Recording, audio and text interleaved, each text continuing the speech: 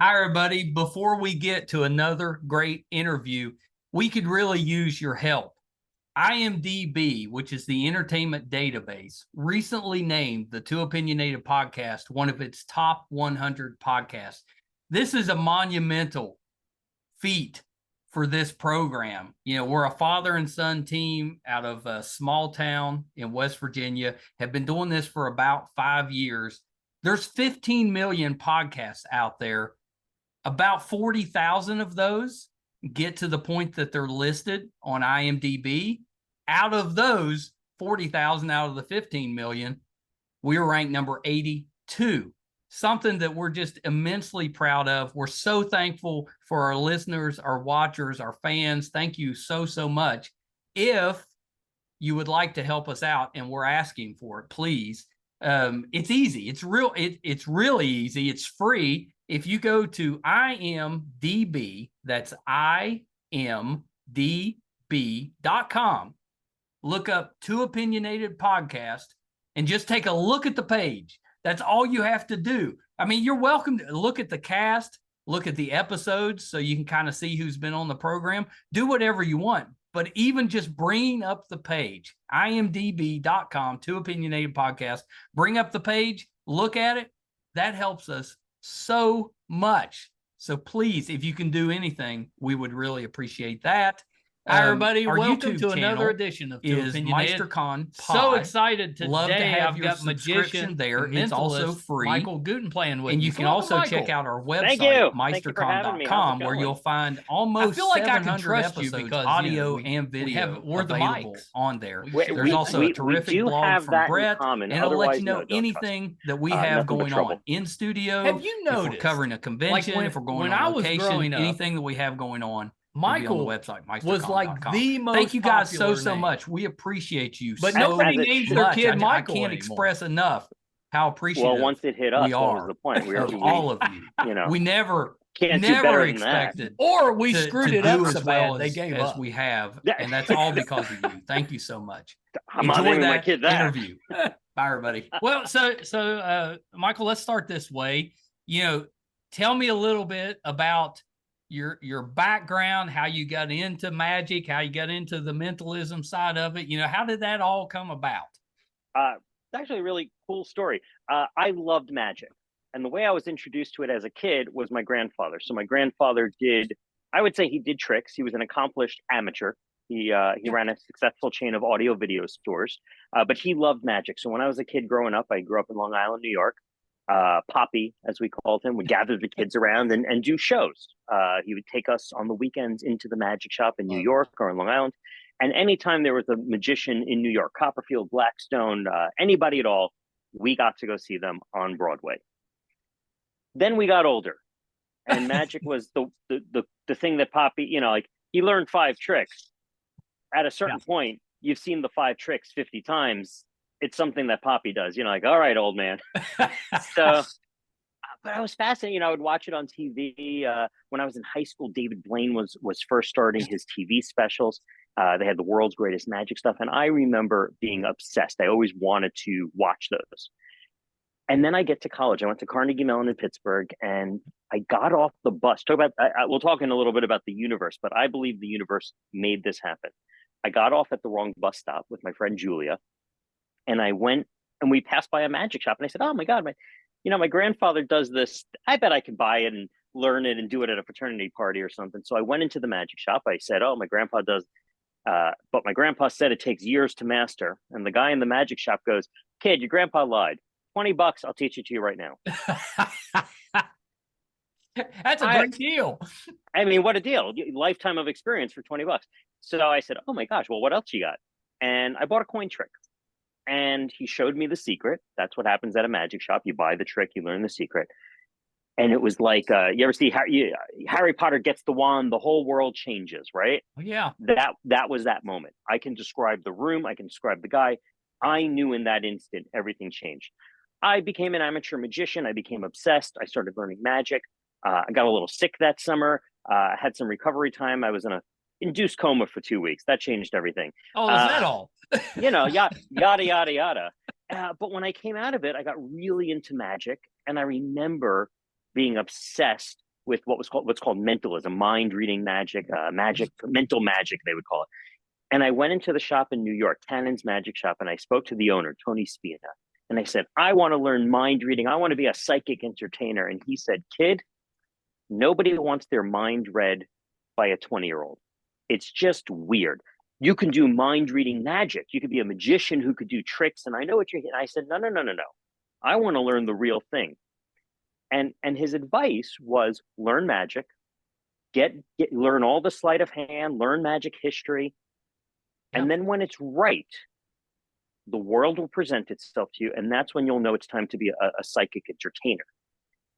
And I remember kind of going like, well, I guess this guy knows what he's talking about. I'll listen to him. And it was the best advice I could have gotten. I don't know if I would give it to someone else, but for me, it was the best advice. I learned magic. I had shows Off-Broadway. I went to school for theater. And then I would do magic here and there. Worked in television for about 15 years, creating reality TV shows. Yeah. And one day I said, I'm done with this. This isn't for me. It doesn't feel right. I'm going to do magic like I've always done while I'm figuring out what's next.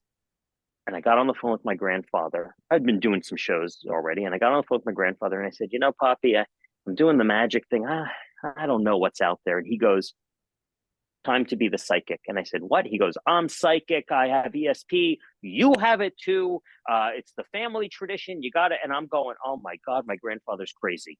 I mean, I know he's a little out there, but I get off this conversation with him. I call up my father. I say to my father, Poppy's lost it. He's telling me all about how he has ESP and he's psychic. And my father, without missing a beat, goes, well, yeah, me too. and it clicks like, oh my God, I'm a third generation psychic. What I thought it was is crazy psychic stuff, psychic. Right. No. That's what we all think it is. That's what we all think it is. The real thing is we all have it. It's ESP. It is trusting your instincts. It is your intuition. It is listening to that voice inside of you. And it's a muscle, and trusting it more and more and more. And the more you work that muscle, the more right you tend to be. And once I understood that, I was then able to go back into my magic repertoire and say, what am I doing as a magician that if I took away the trick, it would still be amazing? Well, I was always having people say, I was having them think of a card instead of actually picking a card. And I said, well, that's mind reading. That's not a magic trick. That's me saying, think of something. And then I said, you know what, I bet I can come up with a whole show. And that's really where the business came from, which was, I am going to be, I don't know if you, I'm looking at your background. I'd hope you know who Kreskin is. Of course. But I'm like, Kreskin is still at it. The amazing TA, the amazing Kreskin, still at it. But I think it's time for, the next generation. And I don't know if you can tell, I'm a bit of a showman with this outfit. I'm off to a gig. For your viewers watching, they're like, why is this guy dressed up like this? I'm off to a gig right after this. We expect our guests to dress up. So I just assumed.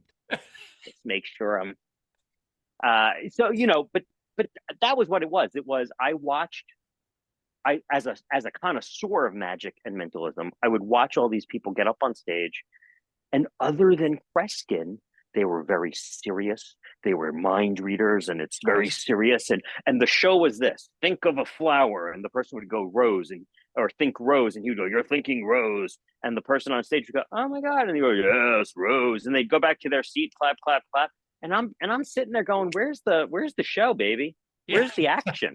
And when I started doing this, I said, no.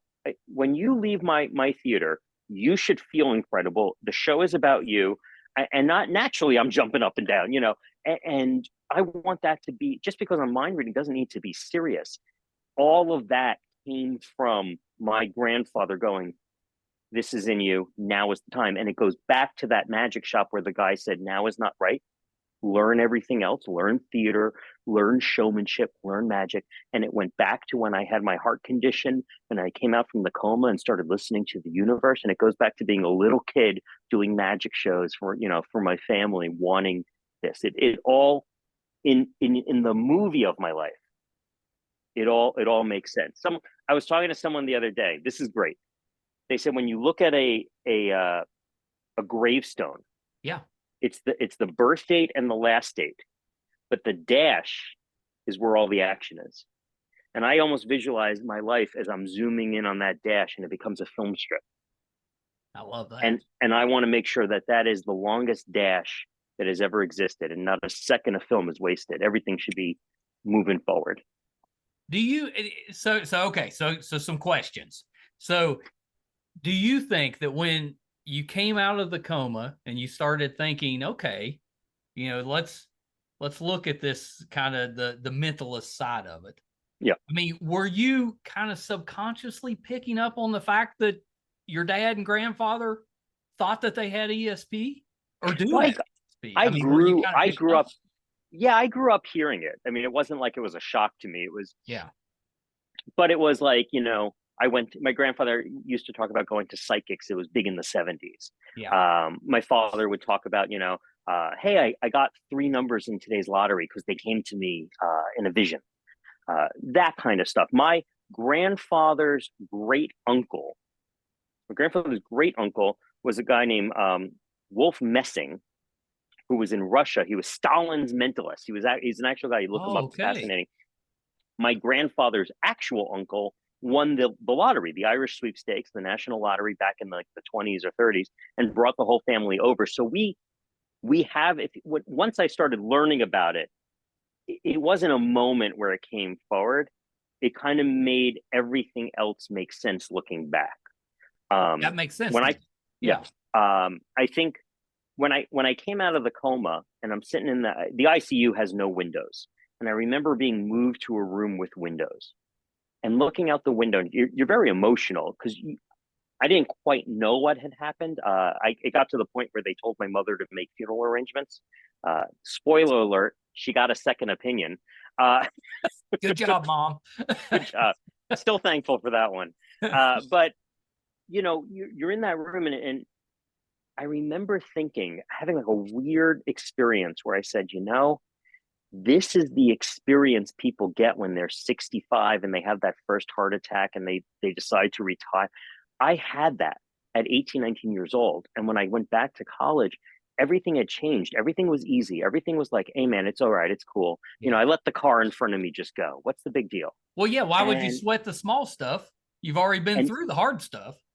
Exactly. And you kind of had that vision of that thing that you get later in life. And I was I was cognizant of it in that room right as soon as it was happening. And I kind of used that. The other side of it is I really started to believe, because you have to make sense of it. It makes no sense. The doctor said, look, you should be dead, or you should have a heart transplant. You're perfectly healthy right now. You're just weak. You're perfectly healthy. You just need to eat and restore your strength. I have to believe that everything happens for a reason. I have to believe that there is the universe giving signs and inspiration all around us.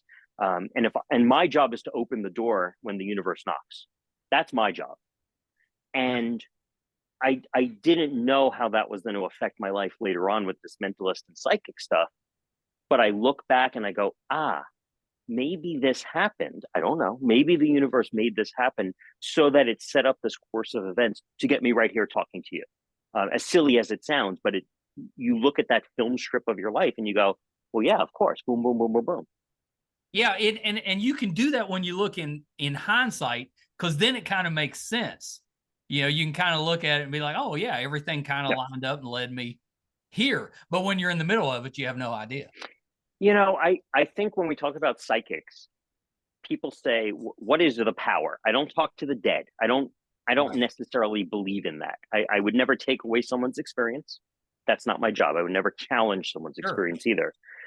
But I think for what psychic potential is, it's being truly present in the moment and understanding on a molecular level, on a universal level, smallest to the biggest, what is this about? And you may not know, but you can learn to start to feel it. You can learn to start to say, this is bigger than this moment. I better pay attention. I'll give you a stupid example that's true. I went to Japan a couple of weeks ago, and my brother said, can you get me a really fancy knife? So I bought like a $250 chef's knife for him, right? Yep. And I get home and I say, okay, he lives in Denver. I live in Los Angeles. I'm going to put it in priority mail. It comes with $50 insurance. It's going to be priority mail. We'll get there in like 3 days. And I remember, like, I didn't have the zip code right, and when I said, "Oh, that's weird," and I changed it, and something inside of me said, "This is not going to make it." And I remember kind of going, "I should be listening to this." As I put it down the chute, it's lost. It's gone. And it's one of those things where you go, that's the darndest thing, because as I was sending it, I was thinking, something doesn't feel right, and it's that muscle. I, master psychic, don't listen to it sometimes. But for me, I'm aware of it. I know that's not right. And then I have to force myself to listen. But you've experienced that. Everybody has. Well, everybody has. That's what I was going to say, because that's when we notice it, is we get that gut feeling that something's not right. That's when you notice it. And it could be big or small. It may be something minor. It may be something you really need to pay attention to. Yeah. But then most of the time we ignore it. And then we find out later we shouldn't have ignored it. But then you look back, you have that moment where you go, oh, that's what that was. And people poo, I'll use the term poo-poo. They poo-poo this. They go, it's a bunch of baloney. None of this is real. They're talking semantics. They don't like the term psychic for whatever reason, right? They're realists, they're this, they're that. Fine. Intuition, instinct, that's real. Yeah. You can't argue that. So just change the term and understand. Now, what I'm doing on stage, predictions, ESP, manipulation, body language, that is a show. It is a real show. And what I'm doing in the moment is real. But because of being on stage, I have different controls than in normal life. Right. Right. Yeah. Yeah.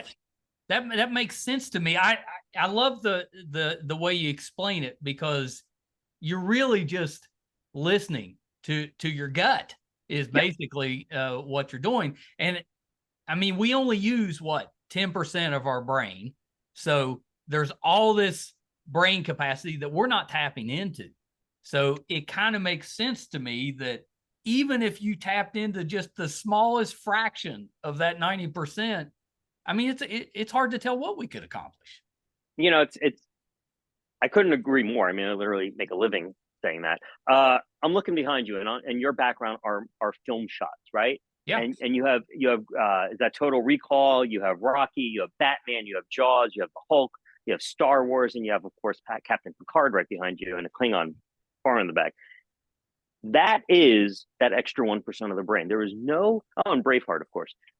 There is no rhyme or reason why those incredible stories should have ever been written or told. But someone tapped into a part of their brain and said, I'm going to take a chance. I'm going to listen to my gut. I think a cowboy movie about good and evil in space is going to be right.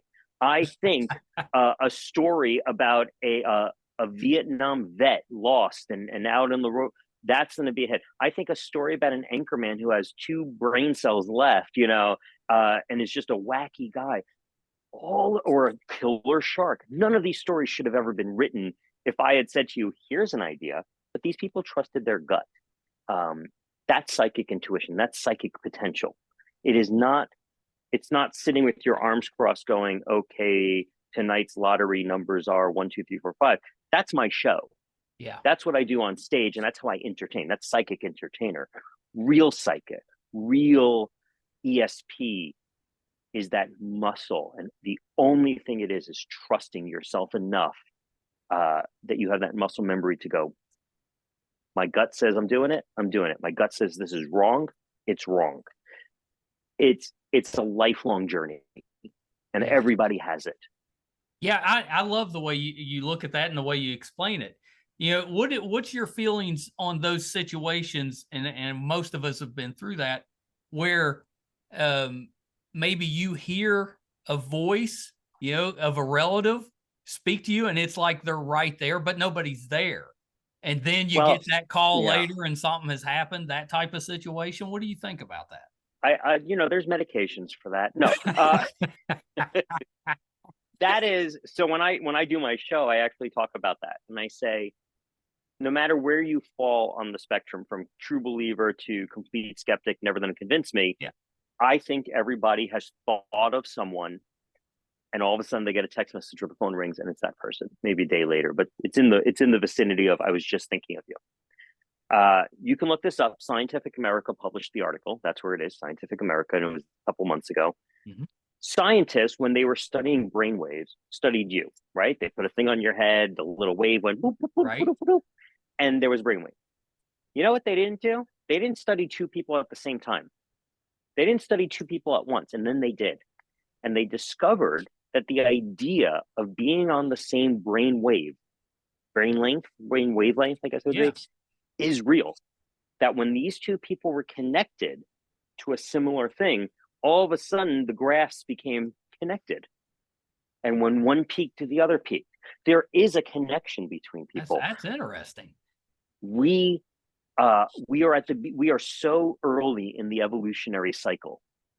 But if you look at giraffes connect with each other. They have those little things. They're silent animals, but they look at each other. They're going, "Oh yeah, Frank, this grass is good." That's psychic. That's a psychic animal. They're talking through brainwaves. Whales are in a higher pitch. They hear each other, but you can't tell me the animal kingdom doesn't have something, and they're just a little more evolved than we are in that world. But the fact that they just discovered, wow, we're on the same brain wavelength, that's a real thing. So I do think when you're thinking of Aunt Ethel, and then all of a sudden Aunt Ethel just calls you, and you go, that was weird. That's the universe. That's your hairs on your arm going, hey, something's about to happen. It's gonna be. And you go, how did I know that? Universe. I think if Aunt Ethel's been dead for 20 years and she calls you, that's another story. But if you talk to the dead and people do that, I think we have connections to spirits, but I don't believe that a spirit will come to a person just because I gave them $20. That's my line. Again, would never take away someone's experience. And I've heard things that can't be explained. Sure. Yeah. 100%. So you've got a performance coming up on November the 8th at the Magic Castle. Yeah. But so it's open to the public, has that ever happened at the Magic Castle? So this is the deal. It's not a Magic Castle show. Legally, I have to say that. Okay. I have performed at the Magic Castle. It is the greatest venue for magic in the world. And there are a lot of incredible, there's one in Chicago. They're not Magic Castles. There's the Magic venue in Chicago. There's one in Nashville. Magic venues are popping up everywhere. Magic Castle in Hollywood, California is and will always be the greatest place for magic. I'm booked. Solid. Like I said, I'm dressed because I'm going to a gig tonight. I'm in Florida right now in my mother's shoe closet, where I was able to not have vibrations. It's amazing how well closets do for podcasts. I was like, I need something to absorb the sound. So, I'm booked, and to do the Magic Castle, you have to have a whole week. And I have had from friends and family and just people in Los Angeles, hey, when can I see you perform? I want to see. I created a very unique market for myself, and the market is basically corporate events, which pay a lot of money, country clubs, and ultra high net worth individuals and families. And what that means is it's a family or a person with a lot of money, a royalty, a celebrity, a CEO, and they can afford to fly me in, pay my rates, put me up, and I leave the next day and I do a show for them. I couldn't afford to see myself. I can't be in my own audience. And I didn't think that's fair. So the way that I can get it out there is by booking theaters, is by booking more places that would be open to the general public. Unfortunately, my shows, because of exclusivity, aren't filmed. I can't bring in a camera crew to the country club or the corporate event or someone's house. So what I am doing is I'm investing in myself. I am renting the Magic Castle. I am bringing in a complete television crew, and we are filming this show. And I thought to myself, why am I wasting an opportunity to give all these people who have been asking to see my show? This is a show. I can fit 120 people in this room. This is a chance to give to those people. The best compliment I can get is, I would love to see your show, right? What a compliment. I would love to. I've heard so many good things. I would love to see it. So my gift, my thank you is, please come to this. It's a 90-minute show. I'm throwing in all my material. We're going to record it, chop it up, create a nice promo and send it out. But really, it is a chance to say thank you to the people who I really want to see my show, just haven't had an opportunity yet. Yeah, I love that. Yeah. I love that. My wife is supposed to be out in LA around that time. So yeah, I'm gonna send her. Bring her out. We'll give her a second row seat. I don't want to make her uncomfortable. Yeah, well, that's it. Yeah, like I always tell people, when I'm not podcasting, I'm kind of an introvert. So when I go to shows and stuff, I don't go to the front row, because that's the interaction row. I 100%. I always laugh because I too, nothing makes me happier than to come home from these trips, and I talk to everybody before the show. I'm chit chatting. I think it's really important to show who I am, not just the show. And when I get home, doors closed, curtains closed, TV on. But you talk about the front row. It is interesting. I start my show with a very specific disclaimer, and the disclaimer is, this is a dictatorship, not a democracy. And what that means is, if I call on you, you get up here, because I'm walking around and I'm watching people before the show. It is based on human behavior. It is based on the person that's going to have a good time and be controllable. I'm not going to give away all my secrets, but I am watching how people behave and going, okay, this person, I can manipulate them to say this or do that. And when I call on them, I actually want them to come up. So I say, it's a dictatorship. You up. The trade-off, the promise, the unbreakable vow. Nobody is embarrassed. Nobody has a bad time. If you come up on my stage, you are my co-star. It is about your experience, and I will make you look so good, because I don't want to be up here. Right. It is uncomfortable to entertain a room of people who don't want, if you're doing a corporate event, they don't even want to be at the show. They want to be at the hosted bar. Right. So right. I understand that. And I created my show for a room full of people who do not want to be in that room full of people. They would rather be anywhere else.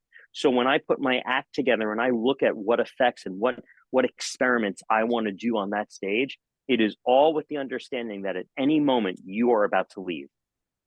And I am constantly upping the game to keep your interest, to keep your excitement. So by the end, that guy and we've all seen them, the guy who gets, the show starts and he's going, what's this? Yeah. By the end of the show, that guy is he's the first one jumping up. I love that. And I love it, because that's always what we're worried about. Nobody wants to look foolish up on stage.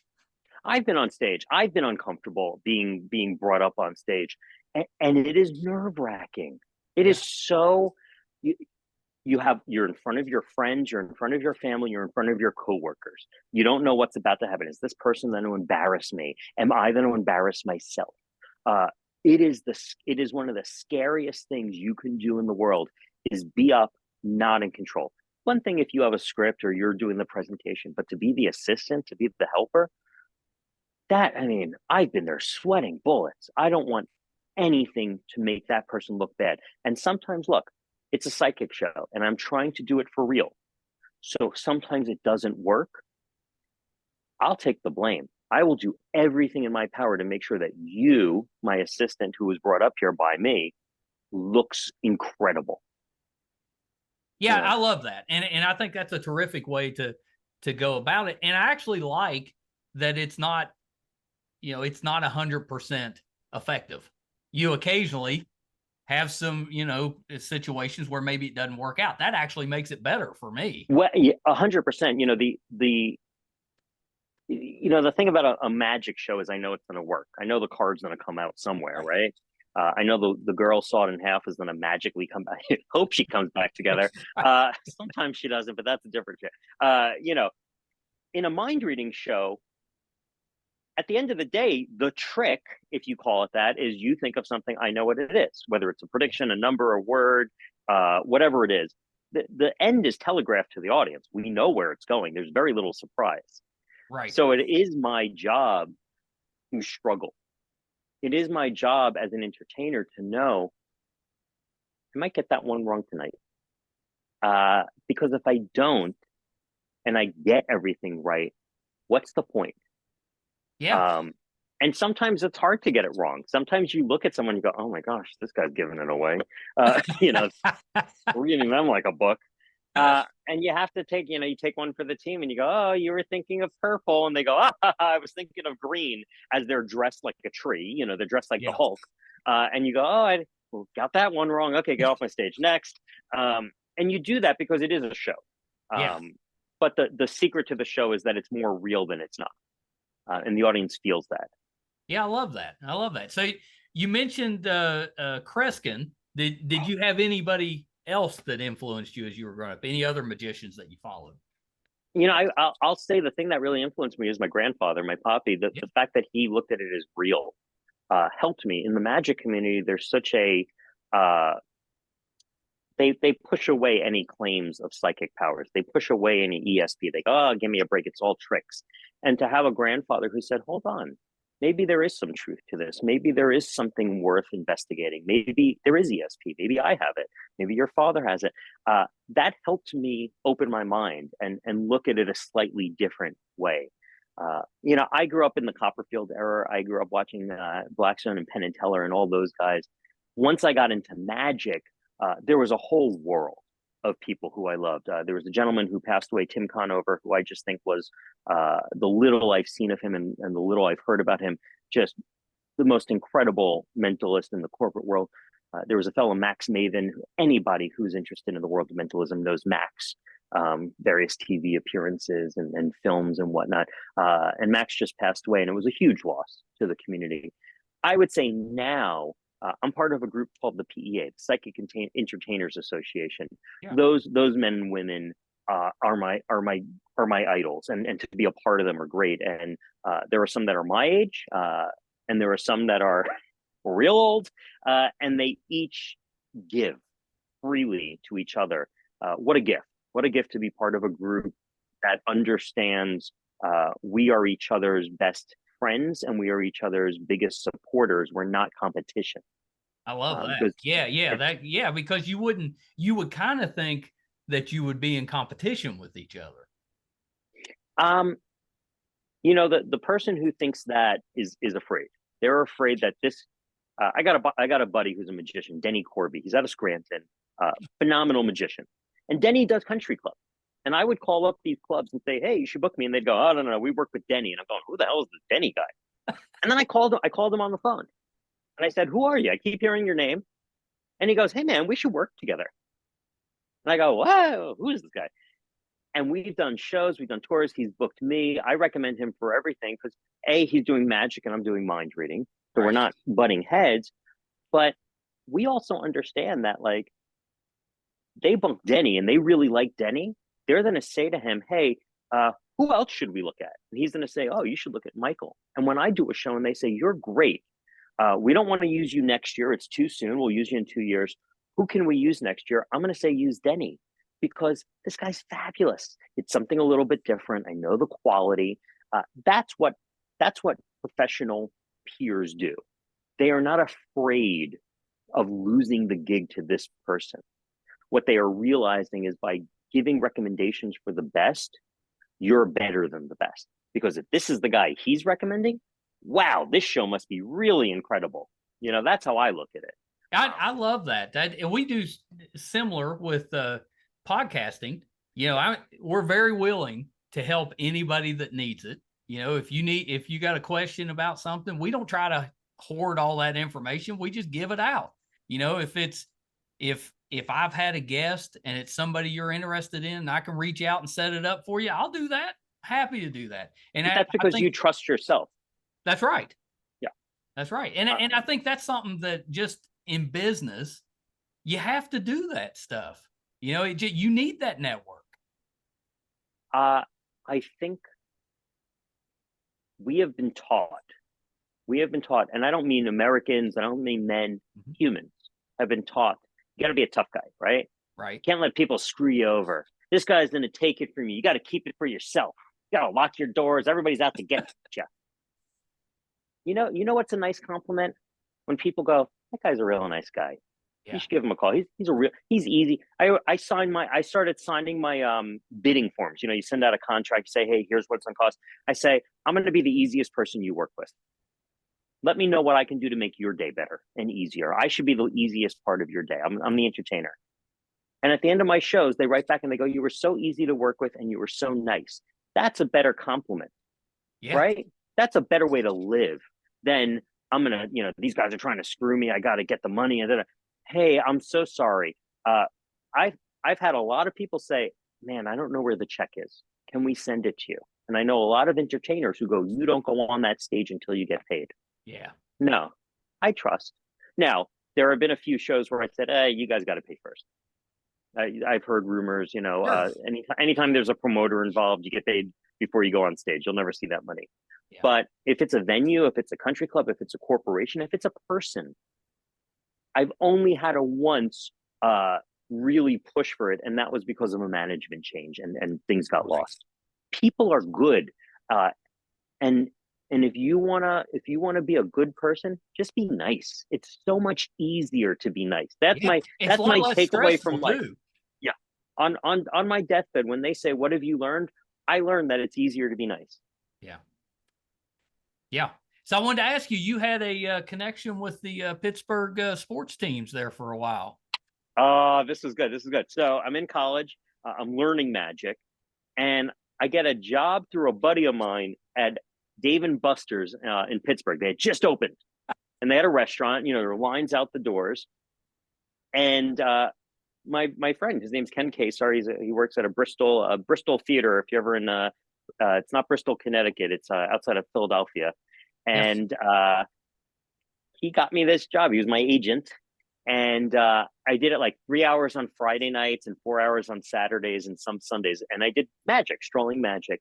And I get called into this side room one day, and there's this big guy, and he goes, "Oh, show me a trick." And he takes the cards, and his hands are bigger than the deck. I think his hands were bigger than my head. And I go, "Well, what's your name?" I grew up in New York. I never watched sports. He goes, "My name's Franco." And I go, "Okay, nice." And people are looking around like, "You don't know who this guy?" And I'm like, "All right, nice to meet you, buddy. Who's this guy?" And someone's like, "That's Franco Harris." And I'm like, "Who?" Yeah. And I'm like, "Oh, okay, Steelers." Like, and they're like, "No, he's a god here." Yeah. Like the Red Sea parts for this guy. And through him, I met the Rooneys, the family that owns the Steelers. Yep. And when they were building Heinz Field, people from their office, but they had invited me to do some of the suites when they had first opened. And I would go for a couple of games here and there, and I would do kind of magic from suite to suite before the game started. And then I met the Bettis family, Jerome Bettis's family, and they invited me to perform. They had a bus parked out front. It was like a fan bus for the bus, and I would be there doing magic for the fans, just kind of hanging out and doing magic. And the best part of the whole thing was I got player parking. I got to park right, and you have this little entrance and exit that's just for the players. And then I would come into my dinky little college car, park there. But that was really fun. What a great job for a college kid. I loved it. I got to see all the games, and I got to the Pirates would have me for like family fun day. I would do their suites also. And then the Penguins, actually, I never did any of their games. I would do their off-season things. They would have, fan days. They would have things for, the corporate sponsors. So it was, it wasn't constant work, but it was enough that I can put, the official magician up because they weren't using anybody else. I loved it. What a this world of magic, despite all the things I've done, working in television, I've done other things, has just been the greatest joy in my life, giving other people moments of wonder and moments to experience their own powers.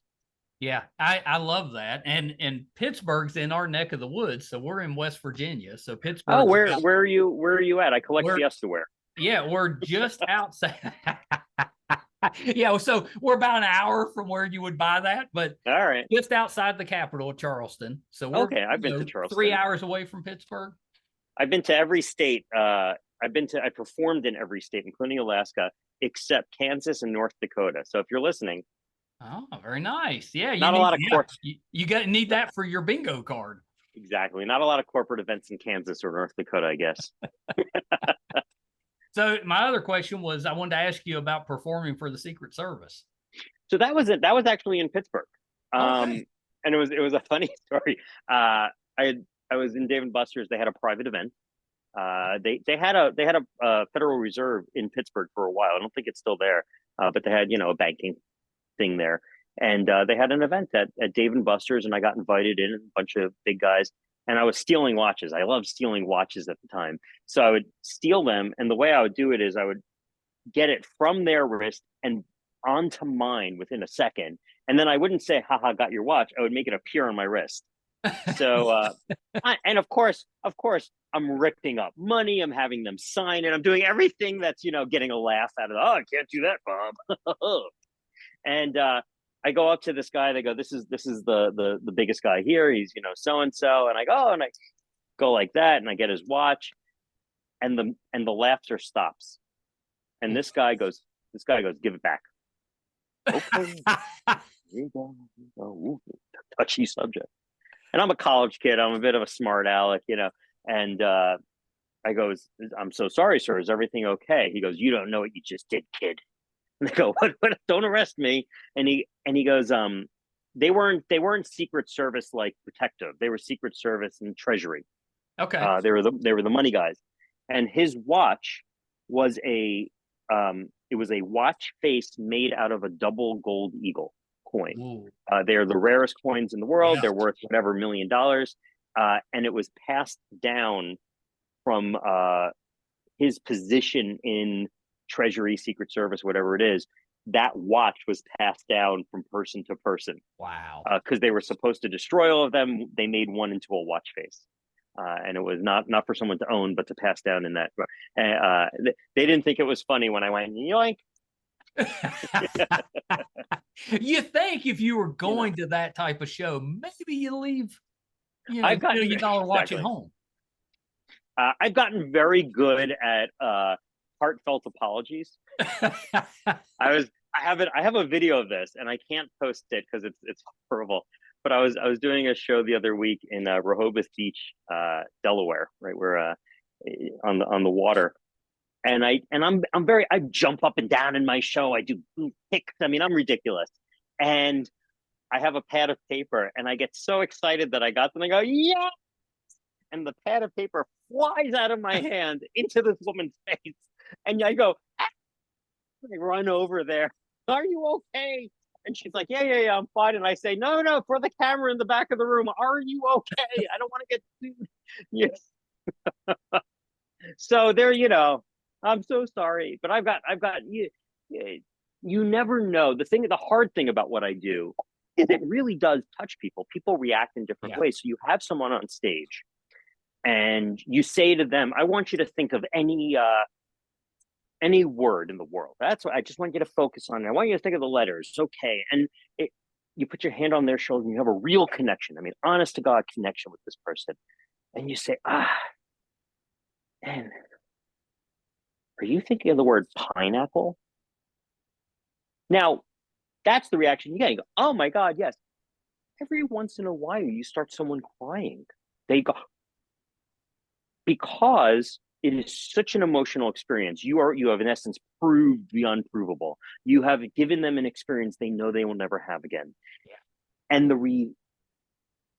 you have to be caring. You have to be, again, a nice person.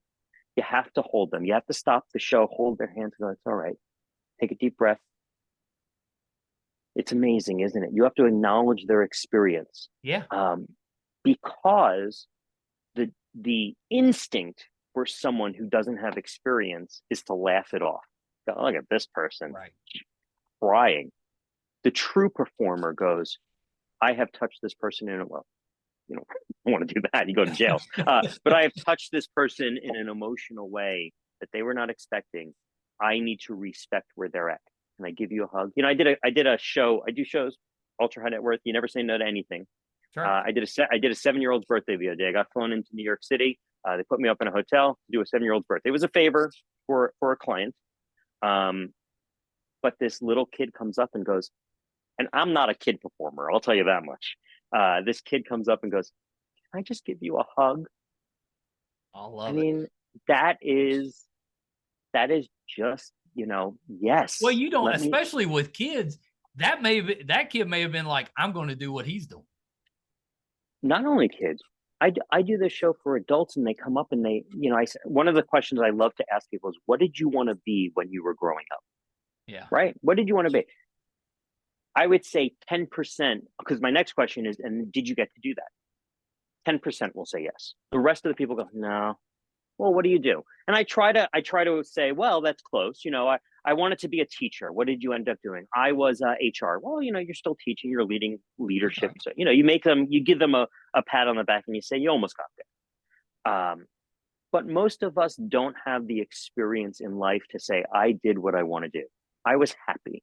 And I do a lot of retirement areas, country clubs. It's a lot of older people. That's where the money is, unfortunately, for me. And you talk to these people and they're 70 years old, living their lives for the first time. So I am giving them a once in a lifetime experience. I am giving them an opportunity. And when you say to people, I'm going to read your mind, or what did you want to be when you were a kid? That is a reality they weren't expecting. And you got to respect that, and you got to use that. You can't brush it off and go, you're a joke. No, wow, thank you for sharing that with me, and not just say it, but mean it. I am cognizant that this is an incredible experience for them, even if they don't realize it in the moment, because that moment may not come until they're back at their seat and they're clapping and they're going, holy cow, that was amazing. I want every moment to lead up to that, so that when they look back, they realize how amazing it was. Well, I'm sold. I've got to get to a show at some point. Well, let me go. Hopefully your wife will be there. I'm going to have to get going in a minute, but let me let people know how to get a hold of me. Yeah. That's where I was heading. So yeah, if you can go through your social media, website, all that stuff, you must have had that intuition going on. So the easiest way to get a hold of me is to go to my website, www.mentalist.show. Mentalist.show. It's not .com, net, any of those. It's .show. You can also find me on Instagram. I post a lot. It's Amazing Mentalist. That's my tag. And the easiest way to find me on there is if you type in Amazing Men, I come up first. So lucky break on that one. I've been using that one. So I'm Amazing Mentalist on Instagram and all socials, Facebook, anything like that. I am mentalist.show on the website. If you're in California, if you're in Hollywood or anywhere near there on November 8th, I'd love for you to be my guest. Just please send an email first, so we do have, it is an RSVP situation. And if someone's watching this and they're in LA and they want to go to the Magic Castle, reach out to me. It's not an open invitation. They will have to explain who they are and why they found me through your show and why they want to go. But I believe in sharing the magic of wonder. I believe that these are incredible experiences that everybody should have. And that's really why I'm filming that show, is so I can break out of this ultra high net worth world and go to people like me to give them these incredible experiences. Yeah, I love it. And what a great thing to do. And you're filming all of it, so we'll probably catch some glimpses of that. Oh yeah, at some point, I'm sure. But yeah, terrific. And Michael, thank you so much for coming on the podcast. I hope we can do it again at some point. This has been amazing. next time I'll have some stuff ready. I'll work on some psychic connections. We can do some experiments.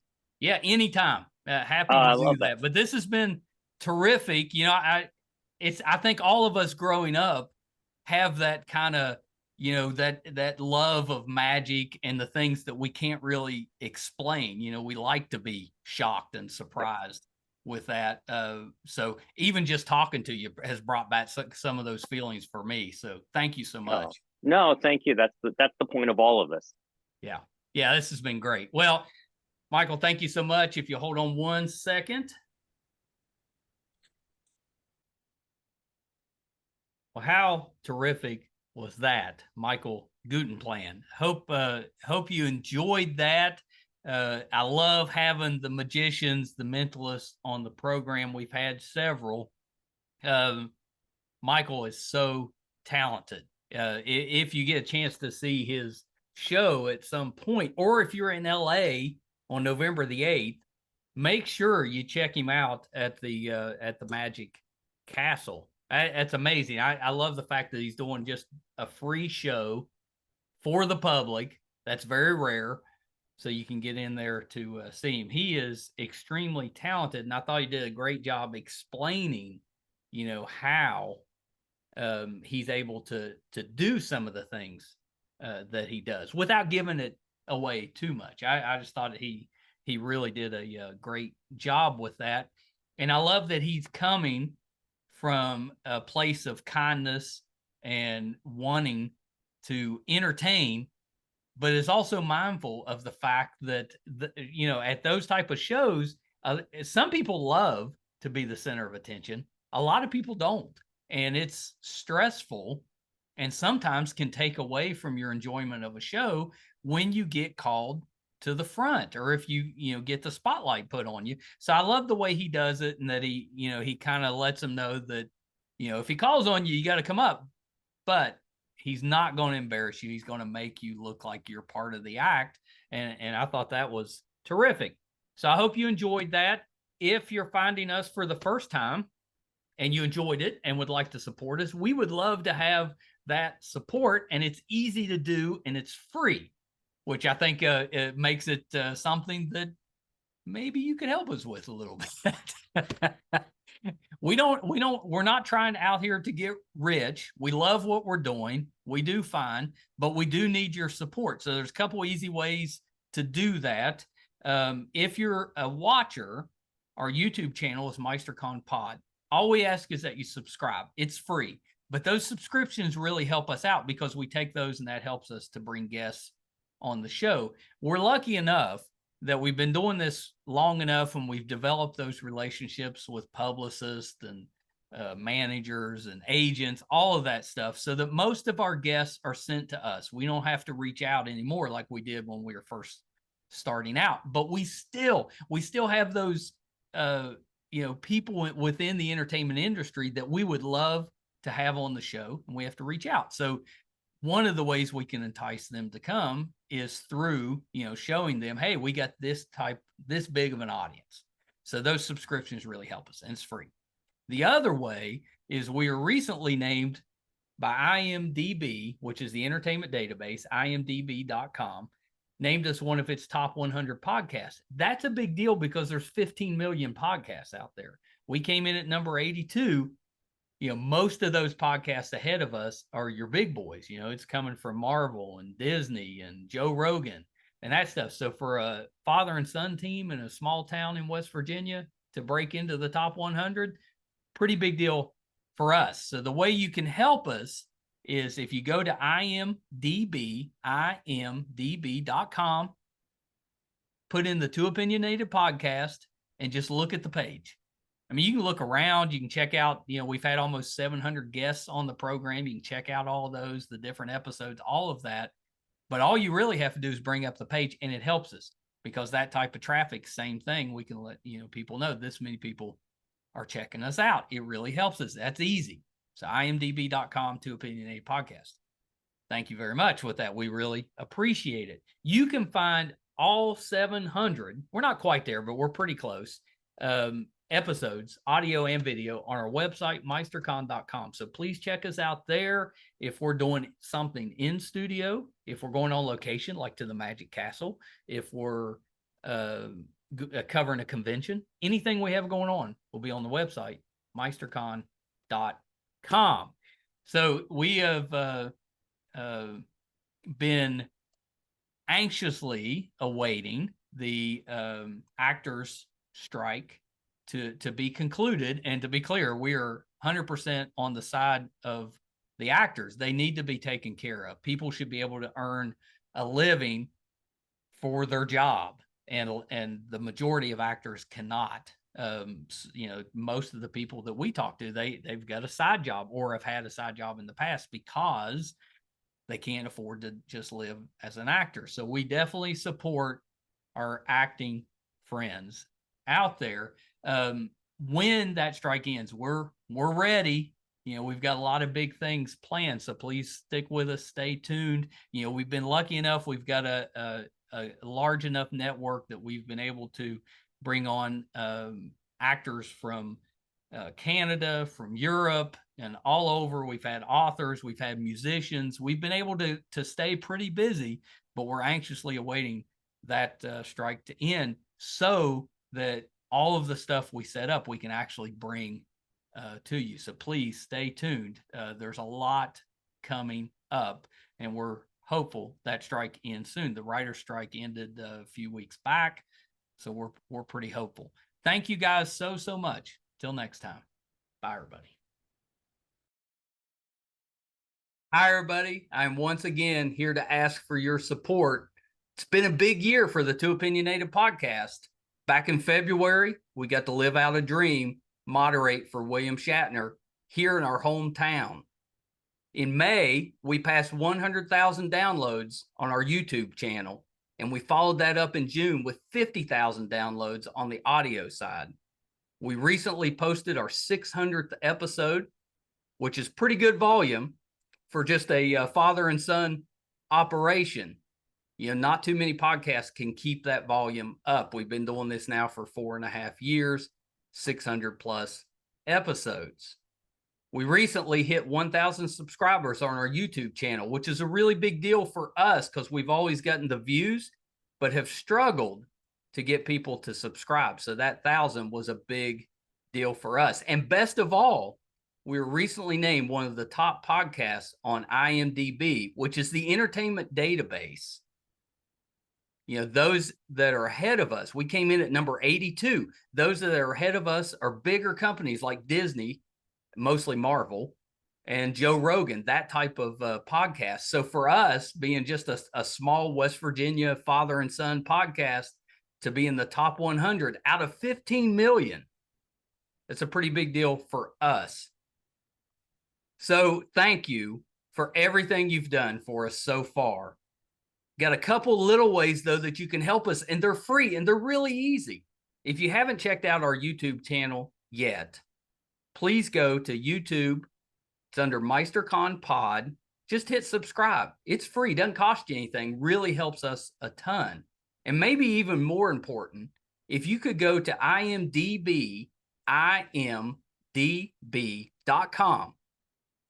look up the Two Opinionated podcast, and just look around the page. Just having that traffic on the page really helps us out. So that's a couple easy ways that you can support us, even if you're not listening or watching all of the time. And we want you to listen and watch, because I think that our guest list, I would put up against anybody, any other show, podcast, anybody out there. I think our guest list holds up.